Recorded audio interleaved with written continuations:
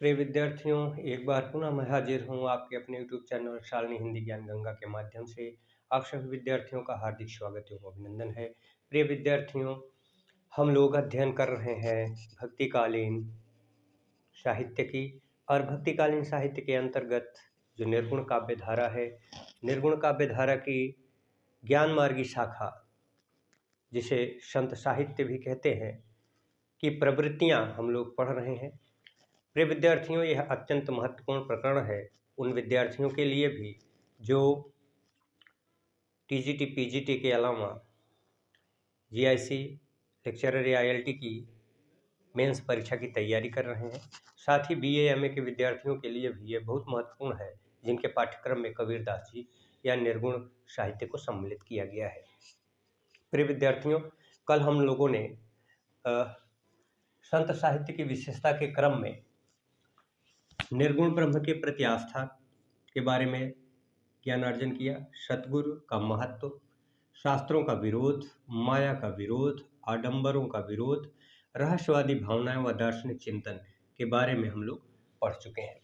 प्रिय विद्यार्थियों, मुझे आशा है कि आपको निश्चित ही इसका लाभ मिला होगा। आइए आज हम लोग पढ़ेंगे संत साहित्य की विशेषता की अगली कड़ी में वर्ण व्यवस्था व जाति व्यवस्था का विरोध। कबीर आदि संतों ने समाज में व्याप्त जातिगत और संप्रदायगत या वर्ण व्यवस्थागत जो दोष हैं, उनका किस तरह से इस समाज से बहिष्कार किया जाए। वर्ण व्यवस्था के आधार पर ऊंच नीच और छुआछूत या अस्पृश्यता की जो भावना समाज में पनप रही है, समाज को इससे कैसे मुक्ति दिलाई जाए, इस पर इन संतों ने बहुत कार्य किया है। निर्गुण काव्य धारा के ज्ञान मार्गी शाखा के संत निश्चित ही एक समाज सुधार की भूमिका में नजर आते हैं, और वो अपनी वाणी के माध्यम से समाज को एक नई दिशा देने का कार्य करते हैं। कबीरदास ने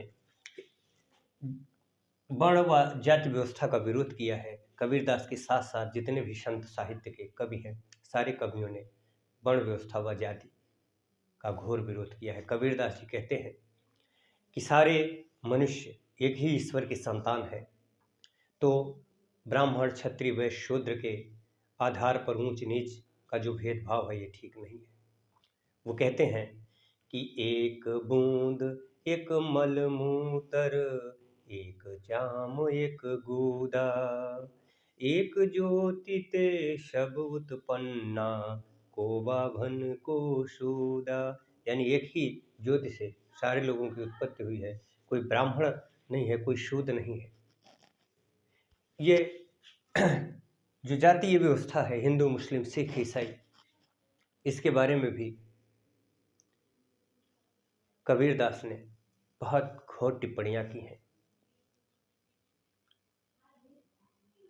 उन्होंने ब्राह्मणों को और मुस्लिम संप्रदाय के या जिन भी लोगों ने समाज में जातिवाद या इस तरह की भावना का प्रसार करना चाहा है, कबीर उसके विरोध में खड़े हो गए हैं। तो प्रिय विद्यार्थियों, कबीरदास जी का ये मानना है कि कोई जाति नहीं होती है। जाति न पूछिए साधु की, पूछ लीजिए ज्ञान, मोल करो तरवारी का, पड़ी रहन दो म्यान। यानी ज्ञान महत्वपूर्ण होता है, व्यक्ति का आचरण महत्वपूर्ण होता है, उसके कर्म महत्वपूर्ण होते हैं, जाति से कोई मतलब नहीं होता है। ऊंचे कुल का जन्मिया, जे करनी ऊंच न होय, सुवरन कलश सुरा भर्या, साधु निंदा सोय।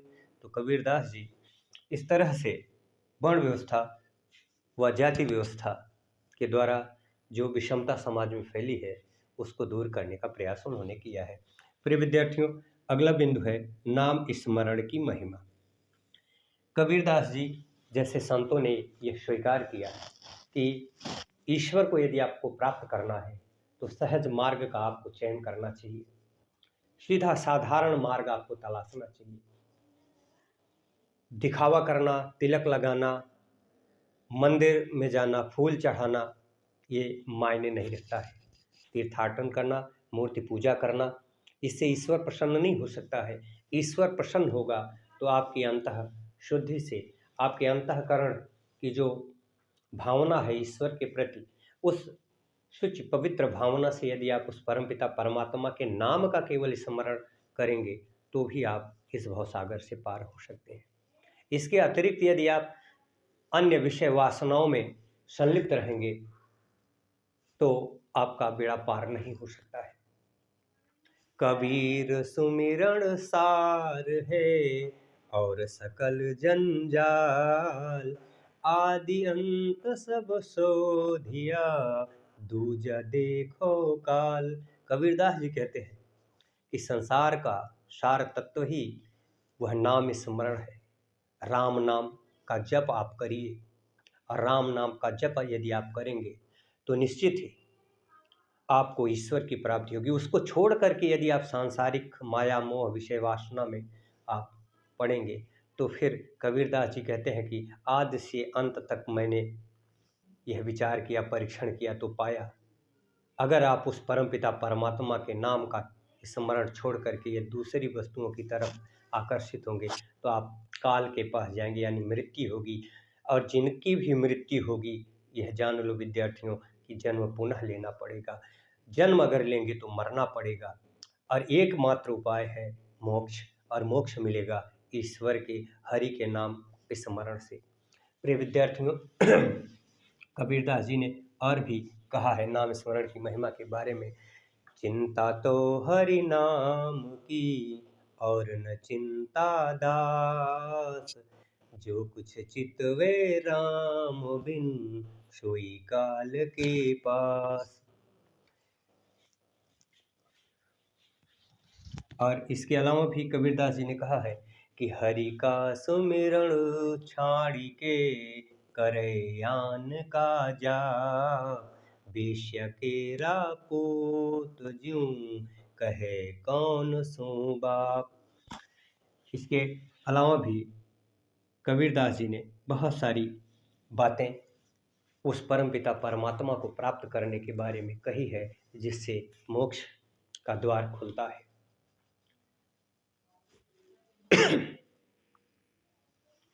राम नाम के पटंतरे, देवे को कछु नाहि, क्या ले गुर संतोषिए, हौस रही मन माहि। उस राम नाम के, जो राम नाम का निधि है, खजाना है, राम नाम का जो महत्व है वो बहुत ही अधिक है। उसके बदले में यदि वह गुरु को कुछ देना चाहे तो दे नहीं सकता है। सारी वस्तुएं, सारे पदार्थ जो है उसके तुच्छ तुच्छ है। कबीरदास जी कहते हैं कि लेकिन यह नाम स्मरण जो है वह एकाग्र भाव से होना चाहिए, सच्ची भक्ति भावना से होना चाहिए। नहीं तो अगर आप जो अन्य तमाम आधुनिक युग में पूजा पाठ करने वाले, दिखावा करने वाले लोग हैं कि माला तो कर में फिरे, जीभ फिरे मुख माहि, मनुआ तो चहु दिस फिरे, यह तो सुमिरन नाहि। अगर इस तरह से आप पूजा पाठ करेंगे तो आपको कभी मुक्ति मिलने वाली नहीं है। तो आइए अगला बिंदु है, अगले बिंदु के बारे में जानते हैं, नारी की निंदा। कबीरदास जी ने नारी की निंदा की है, उस नारी की निंदा की है जो वासना में संलिप्त रहती है, जो भोग्या रूप है नारी का, कामिनी रूप है नारी का, इसका विरोध कबीर ने किया है। कबीरदास जी कहते हैं कि नारी की झाई परत, अंधा होत भुजंग, जे नित नारी के संग, तिनकी कैसी गति। इसी को दूसरे रूप में भी लिखा है कि नारी की झाई परत, अंधा होत भुजंग, कबीरा तिनकी कौन गति, जे नित नारी संग। नारी न सावे तीन सुख, जानर पासे होय, भक्ति मुक्ति ज्ञान में, पैसी सकै ना कोय। कबीरदास जी लेकिन नारी के पतिव्रता रूप की प्रशंसा भी की है। पतिव्रता के रूप पतिव्रता मैली भली, काली कुचित कुरूप। पतिव्रता के रूप पे वार कोटि स्वरूप। तो इस तरह से नारी के प्रति दृष्टिकोण रहा है संतों का। मूर्ति पूजा का विरोध। कबीरदास जी आदि संतों ने मूर्ति पूजा का भी घोर विरोध किया है कि मूर्ति पूजा करने से ईश्वर की प्राप्ति नहीं होगी, बल्कि सच्चे मन से ईश्वर के नाम स्मरण से ईश्वर की प्राप्ति होगी। भक्ति भजन करने से, कीर्तन करने से ईश्वर की प्राप्ति होगी। मूर्तियों की पूजा करने से ईश्वर की प्राप्ति कभी नहीं होगी।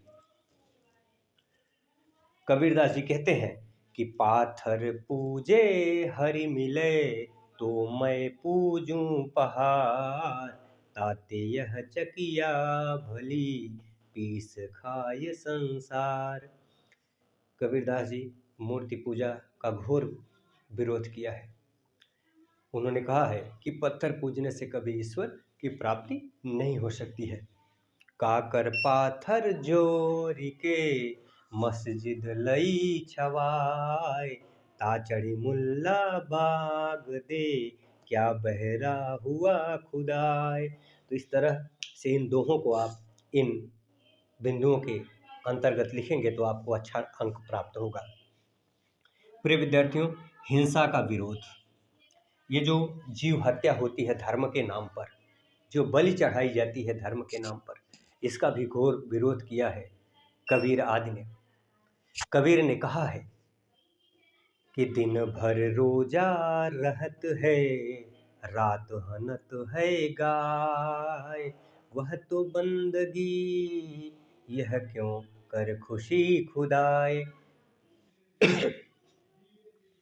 उसके बाद कहा है कि बकरी पाती खात है, ताकि काढ़ी खाल। जे नर बकरी खात है, ताकर कौन हवाल।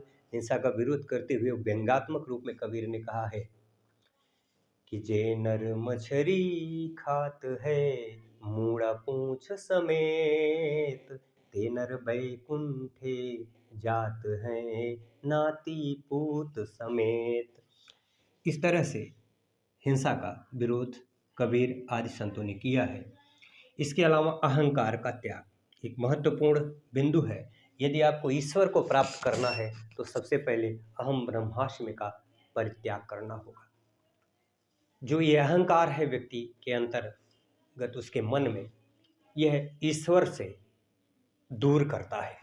यदि आपको ईश्वर को प्राप्त करना है तो सबसे पहले आपको अहंकार का त्याग करना पड़ेगा।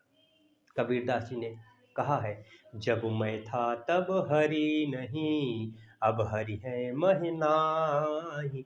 सब अधियारा मिट गया, जब दीपक देखा माहि। यानी अहंकार सबसे बड़ा बाधक है ईश्वर की प्राप्ति का। इसके अलावा भी कहा है कबीर ने, कबीरा गर्व न कीजिए, ऊंचे देखी आवास। काली परहु भुई लोटड़ा, ऊपर जामे घास। कबीरा गर्व न कीजिए, देही देखी सुरंग। बीछड़ियों मिलिबो नहीं, ज्यों कांचली भुजंग। यानी ये मानव का जो तन है, जो शरीर है, जिसकी सुंदरता पर लोग अहंकार करते हैं। यह जैसे सर्प होता है, केचुली उतार देता है फिर दोबारा वो धारण नहीं करता है, उसी तरह से एक बार मानव तन मिला है। यदि आप ईश्वर को प्राप्त नहीं किए तो दोबारा मानव तन मिलने वाला नहीं है। आप अगर मोक्ष को प्राप्त नहीं किए तो 84 लाख यवनियों में भटकते रहेंगे और दुख का भोग करते रहेंगे, सुख नहीं मिलेगा। तो अहंकार का परित्याग निश्चित रूप से ईश्वर की मार्ग में, अब ईश्वर की प्राप्ति का मार्ग प्रशस्त करेगा। प्रिय विद्यार्थियों, इसके अलावा जो कला पक्ष की विशेषताएं हैं ये भी बहुत महत्वपूर्ण है। कबीर आदि संतों ने सधुक्कड़ी या पंचमेल भाषा का प्रयोग किया है, क्योंकि रमता जोगी बहता पानी, एक जगह रहते नहीं हैं। तो जैसा कि कहा गया है कि कोस कोस पर पानी बदले, चार कोस पर बानी। तो यह भाषा अत्यंत परिवर्तनशील स्वरूप वाली होती है। तो इसलिए यह संत जहाँ जहाँ गए वहाँ की बोली में, वहाँ की भाषा में अपनी बात, अपने उपदेश लोगों के बीच संप्रेषित किए, ताकि वो प्रभावशाली हो सके। इसलिए इनकी भाषा में बहुत सारे भाषाओं के, बोलियों के शब्द मिलते हैं, तभी पंचमेल खिचड़ी कहा गया। जैसे राजस्थानी है, पंजाबी है, खड़ी बोली है, पूर्वी है।